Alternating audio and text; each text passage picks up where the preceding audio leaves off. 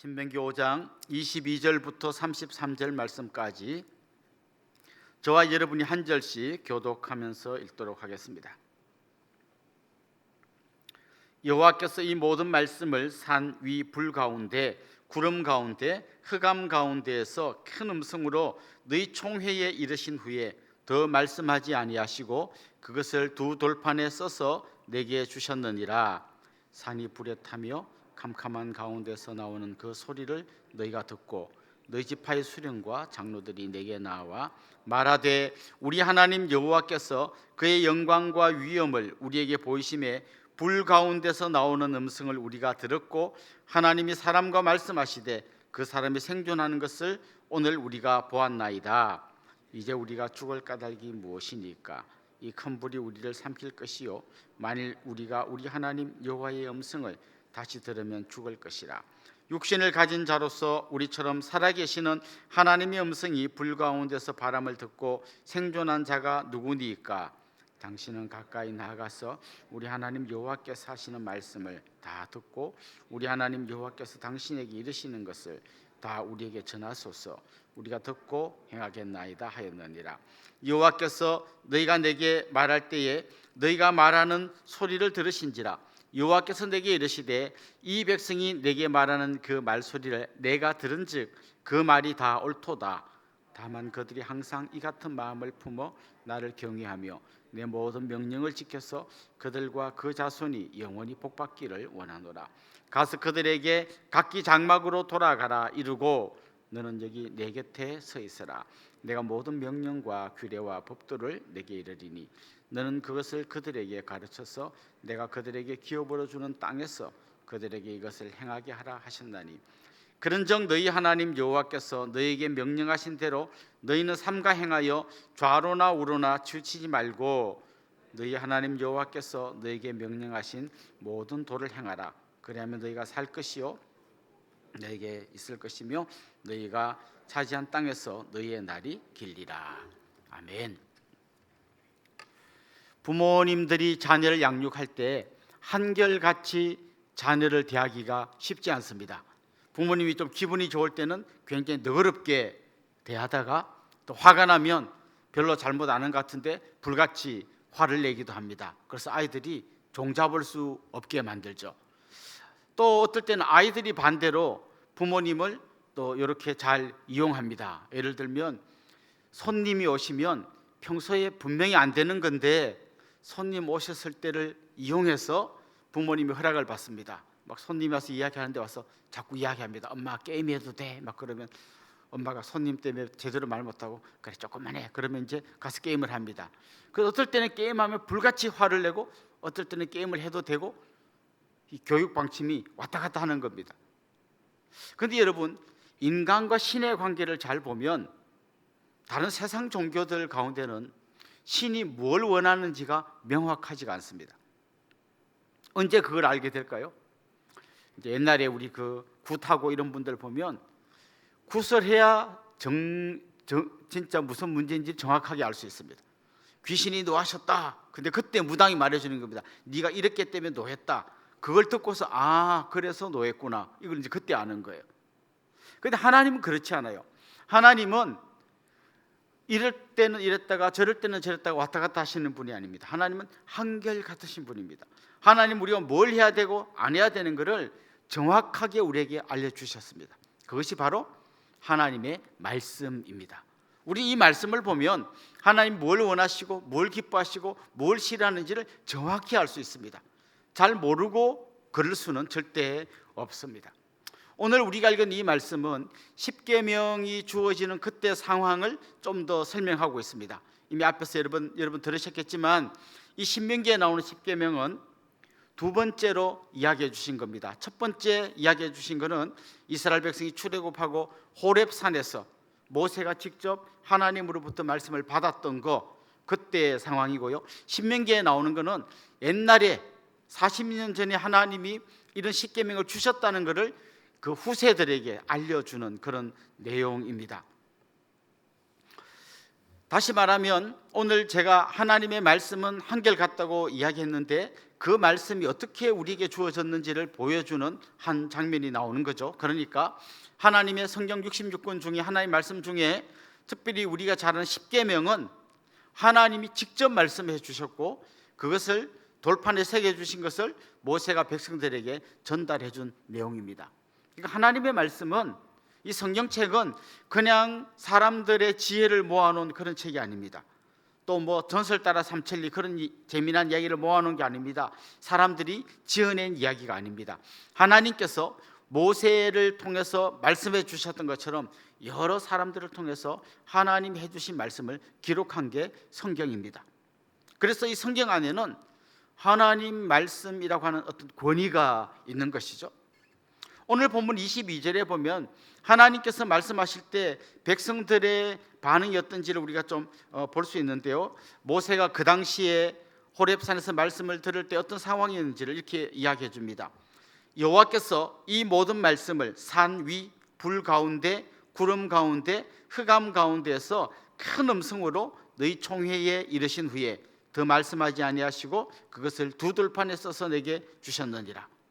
여기 보면 하나님 산 위에서 불 가운데, 구름 가운데, 흑암 가운데, 그리고 큰 음성으로 말씀하셨다 그랬어요.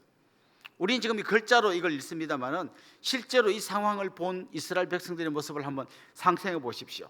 저 산 위에 깜깜한 흑암 가운데서 불이 확 일어나고 어마어마하게 큰 소리로 하나님의 음성이 들리는 겁니다. 그때 백성들이 마음이 어땠을까요? 너무너무 무서웠던 거죠. 그래서 오늘 본문 계속 이어지는 말씀에 보면 여호와께서 너희가 내게 말할 때에 너희가 말하는 소리를 들으신지라. 여호와께서 내게 이르시되 이 백성이 내게 말하는 그 말소리를 내가 들은즉 그 말이 옳도다. 다만 그들이 항상 이 같은 마음을 품어 나를 경외하며 내 모든 명령을 지켜서 그들과 그 자손이 영원히 복받기를 원하노라. 이 말씀이 지금 어떤 상황인가 하면요, 엄청 큰 소리로 불 가운데서 하나님이 놀라운 권능으로 말씀하시니까 백성들이 두려워서 덜덜 떠는 겁니다. 떨면서 모세에게 말합니다. 우리가 이렇게 하나님의 말씀 듣는 거 너무 힘들다. 그리고 모세 당신이 하나님께 나가서 말씀을 잘 듣고 우리한테 좀 전해주면 좋겠다 이렇게 말합니다. 그러니까 하나님이 이 백성이 두려움 가운데서 하나님의 그 권능을 보고 두려움 가운데서 말씀을 듣는 걸 보고 방금 읽었던 이 말씀을 해주신 거예요. 니네 그렇게 하는 게 맞다. 무슨 말인가 하면 앞으로 너희가 하나님 말씀을 읽거나 들을 때에 정말 하나님이 이렇게 막 엄청 큰 소리로 불 가운데서 말씀하시는 것처럼 그런 경외함을 갖고 들어야 한다는 거예요. 하나님 말씀하십니다. 하나님의 말씀 안에는 복이 담겨 있다는 거예요. 말씀을 잘 지키면 그 결과를 보고 하나님이 잘 지키네, 자 복 줄게, 이게 아니라 하나님이 은혜로 이 말씀 속에 이미 우리가 복 받는 길을 다 알려주셨다는 거예요. 다 알려주셨으니까 우리 그 말씀대로 살면 하나님이 주신 그 복을 받아 누리게 되어 있다는 겁니다. 그러면 첫 번째 조건이 뭔가 하면 경외함으로 하나님의 말씀을 들어야 한다는 것입니다. 여러분 어떻습니까? 하나님의 말씀을 읽거나 들을 때에 정말 불 가운데서 큰 음성으로 말씀하시는 그 하나님의 음성을 듣는 것처럼 경외함으로, 두렵고 떨림으로 이 말씀 앞에 서 있습니까? 그냥 건성으로 읽고 또 하나님 아무리 말씀하셔도 그건 내가 못 지켜 하고 그냥 휙 던지고 그러진 않습니까? 이 말씀은 그렇게 가볍게 들을 말씀이 아니라는 거죠. 두렵고 떨림으로 경외함으로 이 하나님 말씀을 들어야 한다. 그리고 그렇게 들을 때에 하나님께서 이미 그 말씀 속에서 이미 복받는 길을 다 알려주셨기 때문에 그 말씀 듣고 가면 가장 복된 길로 갈 수 있다고 이야기해 주는 겁니다. 두 번째, 좀 하나님의 말씀을 우리가 생각할 때 어떤 의미로 들어야 하는지를 좀 생각하고 싶은데요. 이 신명기 5장 말씀 좀 앞부분의 말씀에 보면 5장 2절에 이런 내용이 나옵니다. 이 언약은 여호와께서 우리 조상들과 세우신 것이 아니요 오늘 여기 살아있는 우리와 세우신 것이라. 자, 이 말씀을 잘 기억해 보십시오. 이 말씀은 40년 전에 조상들과 하나님이 세우신 언약이에요. 그런데 40년 후에 모세가 그 후손들에게 이야기하면서 40년 전에 그 말씀은 그분들만을 위해서 세운 게 아니라 지금 40년 후에 이 말씀을 듣는 너희를 위해서 세운 거라는 거예요. 그러면 똑같이 우리가 이 말씀을 적용하면 성경에 기록된 말씀은 옛날에 그 당시에 살던 사람에게만 주어진 말씀이 아니라 지금 오늘 이 자리에 있는 우리와도 하나님의 언약을 맺으시고 우리에게도 똑같이 전해주는 말씀이라는 거예요. 그러니까 성경은 하나님의 엄미한 말씀인 줄 알고 경외함으로 들어야 합니다. 그리고 지금 오늘 이 시대를 살아가는 우리에게 하시는 말씀인 줄 알고 들어야 한다는 것이죠. 세 번째 점, 우리가 마지막으로 기억해 볼 내용은 이런 겁니다. 이스라엘 백성들이 하나님의 말씀을 직접 듣기가 두려워서 중재자를 세워달라고 말했고 하나님은 그 모세를 통해서 말씀을 전해 주셨습니다. 그럼 오늘 이 시대의 중재자는 누굴까요? 바로 예수 그리스도이십니다. 요한은 이렇게 말씀했습니다. 말씀이 육신이 되어 우리 가운데 거하심에, 이제 하나님이 그 불꽃 가운데서 말씀하시던 그 엄미한 말씀을 아들이신 예수께서 오심으로써 예수님이 오셨다는 그 자체가 하나님의 놀라운 메시지라는 거예요. 내가 너희를 사랑한다, 사랑한다, 사랑한다. 나는 죄를 미워하고 그 죄의 결과는 반드시 찾아야겠다 하는 하나님의 말씀이 예수 그리스도 안에 다 담겨 있는 거죠. 그래서 예수님은 가장 공의로운 하나님의 심판을 받아 십자가에 돌아가셨고 우리를 대신해서, 우리가 받아야 될 죄값을 대신해서 그 심판을 받으셨고, 또한 그 심판 받으시는 걸 통해서 우리에게는 놀라운 용서와 하나님의 은혜가 주어진 것이죠.